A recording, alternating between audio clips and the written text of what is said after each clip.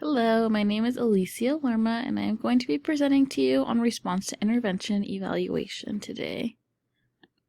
You may be asking yourself, what is response to intervention? Response to intervention is a multi-tiered approach to early identification and supports for learning and behaviors. It begins through high-quality instruction and universal screening of all of the students that are in a general education classroom, and then breaks them up accordingly into 3 tiers that is based on the intensity of intervention that student needs to be successful. Frequent progress monitoring, which is then used to inform decisions, is a key portion of RTI. It allows you to make informed decisions on where those students should be placed and what interventions they need to be successful. There are 3 tiers of RTI. Tier 1 is your bottom tier. It's high-quality instruction in a general education setting.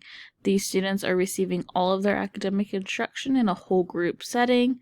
There's frequent progress monitoring being done of struggling students that have already been identified, and then screening students to identify risk of academic struggles. All of the instruction is delivered in a whole group setting with some individual strategies and supports. Tier 2 is the middle tier of RTI. This is students who are not making progress in a Tier 1, and they need to receive additional or differentiated support. This can take place in another classroom or a resource student-teacher type of model. There's frequent progress monitoring happening once again, and the students are receiving their instructions in a small group.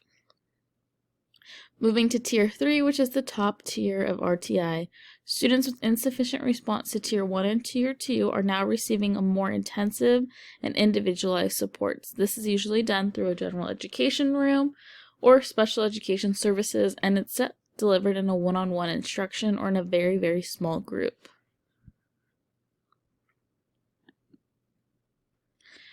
RTI is used as an early intervention method. It can identify struggling students prior to them falling too far behind.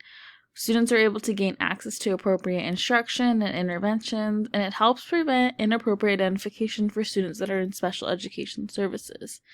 It does that by allowing you to identify students who may be struggling but may not need that much intensive support, and you're able to help those students reach benchmark levels or grade level standards without placing them in special education services when that's not appropriate. And then it can prevent a large reading difficulties from developing because you're able to identify their struggles early on and then help give them the supports to aid that learning difficulty. There is a lot of research and data that drives the effects of RTI. In multiple studies, reading had showed gradual increase using RTI over 7 years. And while that may seem like it's a long stretch, students need time to adjust to that new intervention strategy, and they need time to catch back up to where they have those learning deficits. There was another study that had 45 English language learners receiving a Tier 2 intervention, which is that small group intervention, and they showed progress just after 10 weeks. 10 had exited at that 10 weeks, 14 exited at 20, and 10 after 30 weeks of that small group intervention. The rest of them never met that exit criteria, but that's still a lot of students making progress in just 10 weeks.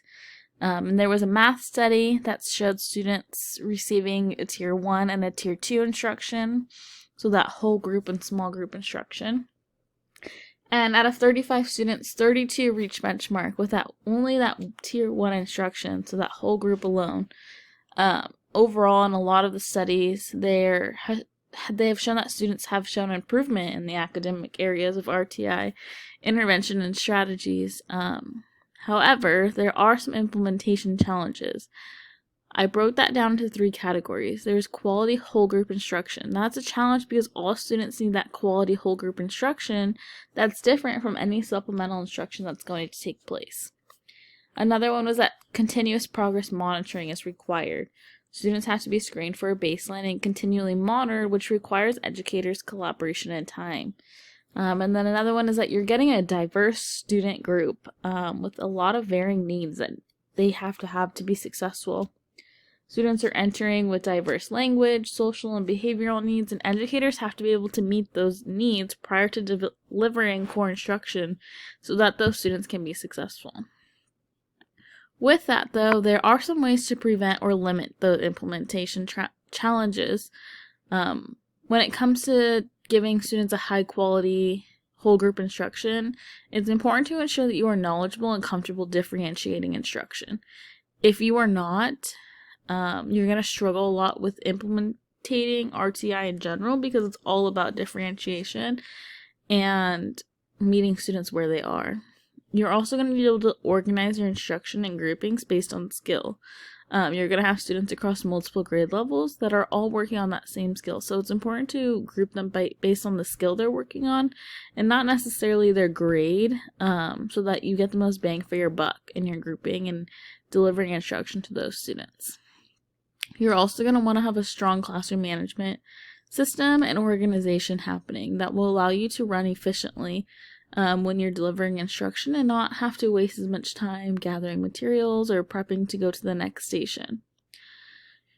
For continuous progress monitoring required, it's really important that you have a great support staff, your admin, your colleagues, and that they allow you to have that time to assess students and to collaborate and plan.